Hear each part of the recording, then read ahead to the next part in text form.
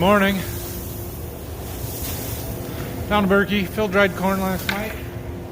We're getting ready to start the next batches. He wanted a sample from inside this CSI top dry bin. So I crawled my butt up in here, go around,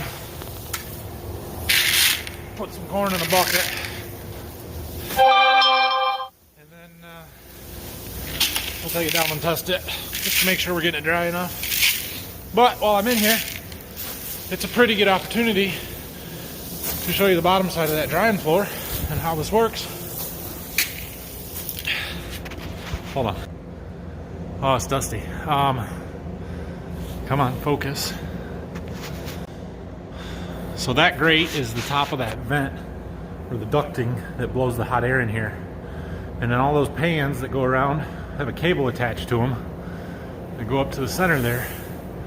And then there's a cable attached to that goes out through the bin wall, that hole over there. And when you crank the cable up, it lifts them pans up, and then when you let it down, it drops them. And then the corn that's held up above that perforated floor falls out, or comes down through them chutes to empty the dryer. Ends up in the bin down here. So the hot air comes in there and it blows up through the floor, basically, when it's, that's how it dries the corn. Okay, I got my sample. I'll close the doors back up and go test it. Nothing like having to climb in a grain bin and get all dirty first thing in the morning. What are you gonna do? I tested that, it was 15.9, I think, which is fine. That's some of the last corn going in the bin, so it's going to be first stuff out, and no big deal there. Dad and I are heading over to the field. We're going to get started shelling. Heated jacket and a heated seat here this morning. Burr. It got cold, but not cold enough to freeze the ground up. Still going to be muddy.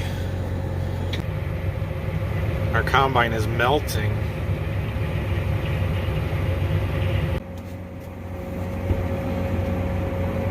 Waiting. You guys want to hear a story?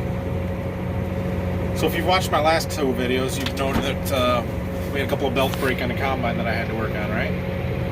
So I have a story about combine and belts. I don't know what year it was. Back, I think in the 80s, but I could be wrong. My uncle was farming this ground down here with my grandpa. And I know they were working on combine. My uncle was doing it. It's my Uncle Dan, who's the one that was farming this, and he passed away. I talked about it in another video. But anyway, they were working on a combine, and I think my uncle was doing something, and he went to go start the combine up. Didn't realize that my grandpa was looking at something on the other side of it and had his hand on a belt or something. And when my uncle went to start it up, it got my grandpa's thumb caught in between the belt and the pulley, and it actually cut his thumb right off. And from what I understand, they picked up the thumb, put it in a jar with some ice, took him to the hospital, and they sewed it back on. Yeah, that kind of stuff happens on farms. So it's important to make sure you're being safe and paying attention to what you're doing, because I don't really want to lose a thumb. I remember as a kid that his thumb didn't seem to work quite right, but it was there. He would have never really known anything happened. So, yeah, interesting story. Now those lights are on. I suppose I should go to work. It's not quite as muddy today, I don't think, as it has been, but it's still awfully muddy out here.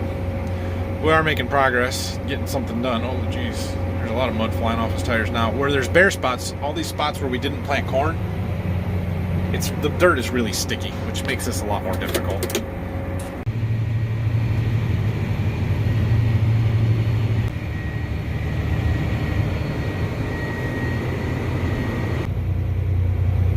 For some reason, there's a spot here that the foxtail got really thick. must have had a skip in the herbicide coverage or something, but it plugged up the one row on the head. I think he reversed it and was able to get it out. Yeah, looks okay. Let's see if he can get started again, all right.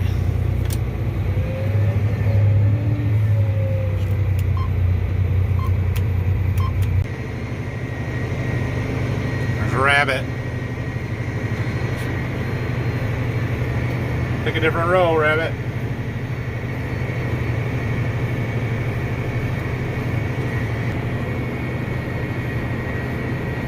All it has to do is go one row out, and I won't hit it.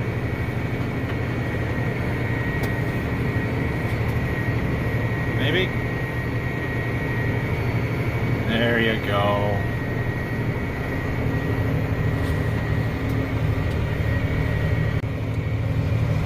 I don't mind the rabbits. They aren't really hurting anything. If it was a coon, I probably would have tried to run it over.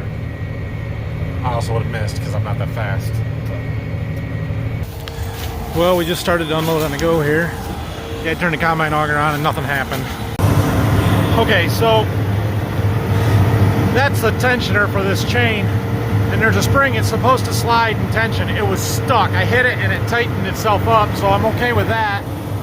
But because it got loose, it broke the shear bolt that goes on this pulley. So we gotta fix that, replace it. John Deere happens to put an extra one right there,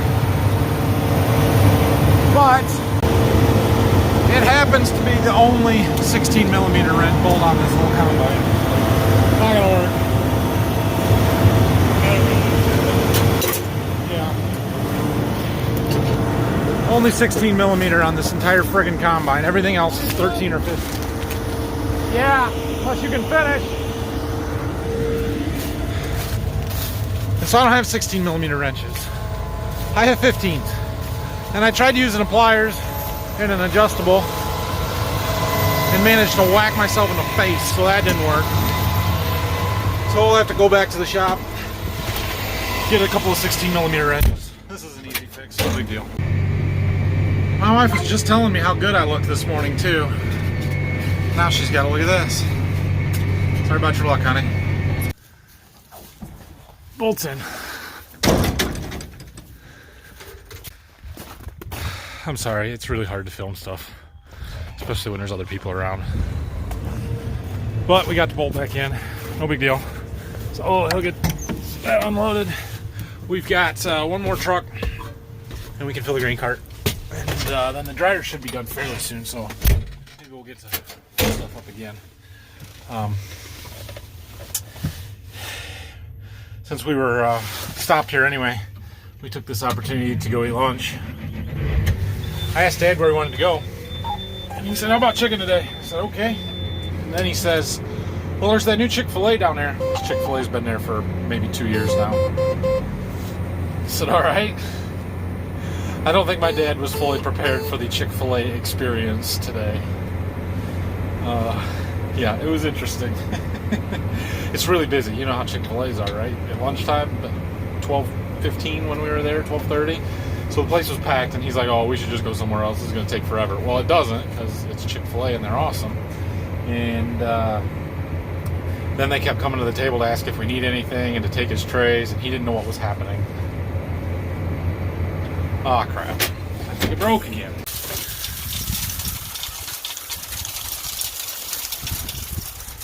It's not good, guys. I think the auger flighting sheared off in that elbow up there. So we got to drain that, pull the auger out. Current situation. We got the end piece of the auger flighting out. We're currently trying to get this last piece of tubing off. I'm standing in the bucket of the loader tractor, trying to figure out how to use these chains or straps to get it hooked up so we can support it and then take these last bolts out.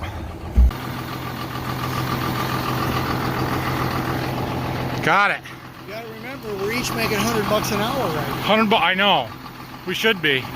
Well, if you charge somebody, they would charge you that much, so. Okay. Would you please? Alright, next thing is to get this next carrier bearing out, and then the next section auger should slide right out. Should all being the operative key words here. That tube was getting pretty thin. Remember that hole we had on the end anyway, so we may look at it and just replace the whole thing anyway. This project is getting expensive in a hurry. Think that'll stay?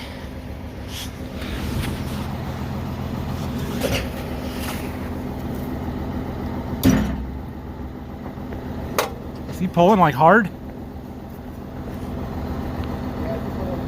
There it went. There it goes.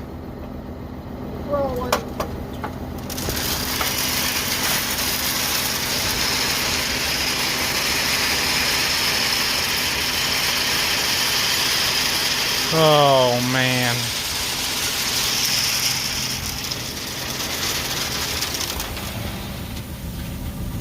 Well, that doesn't look broke, which does not bode well for what's left in there.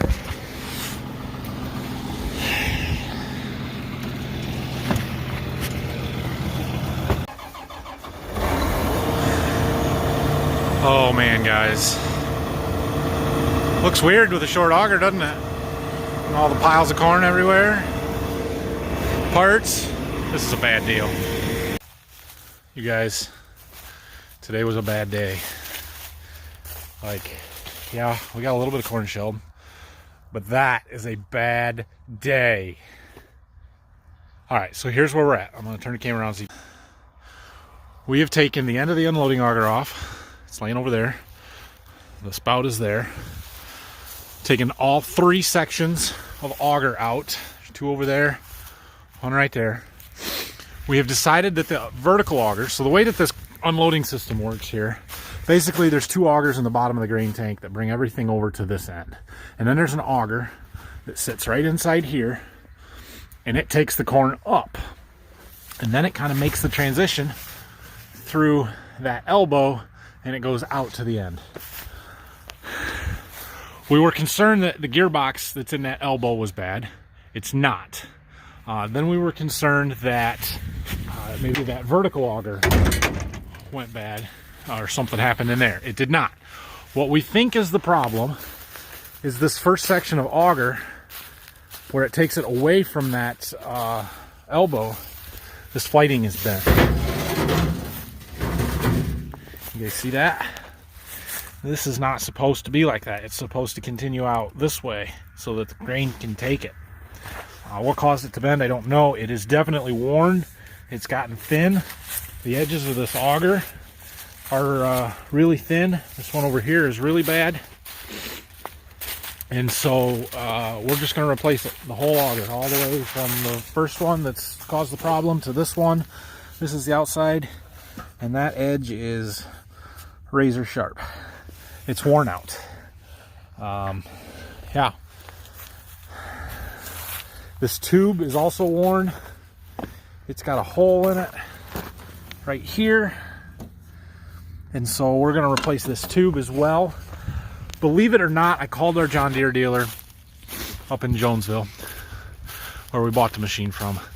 And they don't have them at their location, but they can have all of these pieces by noon tomorrow. That's outstanding. I can't believe it. I thought we would have to wait at least a few days to get all this stuff. So we're going to try and get a tarp and cover the grain tank as much as possible because, of course, it's going to rain tonight or tomorrow. And that grain tank is full of corn that we have no way to get out. So we're going to try and cover it up as best we can. Get the parts tomorrow, bring it down and fix it. You can see in there, that's that gearbox and the auger flighting going the other way. There is a small nick there, but I don't think that is a problem. I think that was caused by the other piece bending. So the rest of this all seems to be okay. So I'm not too worried about replacing that tube or anything. We're down to 60 acres. I don't know if that's the bright side or the downside, because 60 acres and then you have this happen.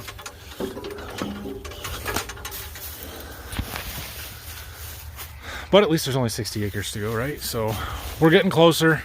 We're We're gonna have to clean up this big pile of corn. It's also a problem because it's gonna rain tonight. Seems like we've had a lot of problems the last couple of days, and it's really frustrating. You know, we try and do a really good job with our maintenance program and going through stuff in the winter, replacing chains, tightening belts, replacing stuff that looks worn out, fixing bearings, anything that might give us trouble so that we don't have this kind of downtime in season.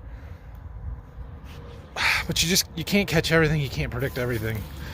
Should I have looked at this auger and thought about replacing it? I guess, but we almost made it.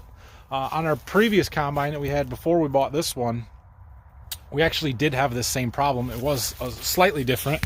Instead of this auger folding over like this, the end of it just twisted off so that the auger quit turning. Same result. It sheared that bolt off, and we had to end up replacing all of the augers and stuff. They were worn thin. So, you know, that happened. So back, that was in 2010 that happened. Well, the fall of 2009, we had super wet corn, and basically the same type of situation that we're dealing with. This corn just doesn't auger well. It pushes hard. It makes everything wear faster. It puts stress on everything. So, you know, I guess that's part of the problem. But frustrating, like I said. So we are getting caught up with drying the corn, though. So I guess that's a good thing when we can get back in the fields. I don't know if it'll be tomorrow if it's not raining, or if we'll have to wait until after the rain to see how the ground conditions are. But when we do get back, we should be able to finish in a day now that we'll have everything caught up and empty. Phil might have to haul out a little bit of dry corn just to make sure we got room for everything, because our bins are getting full. So we're getting there. Yeah, I don't know what else is going on tonight. We're going to put that tarp on, like I said, as best we can, cover stuff up, make sure our tools are all in case it does rain, and then we'll probably go back to the farm at Waldron and go home and spend the evening with my kids, I guess. So that's a good thing. There's always a silver lining, right?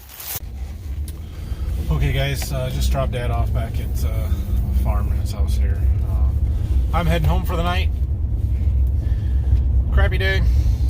Luckily the parts are relatively close. We should have them tomorrow.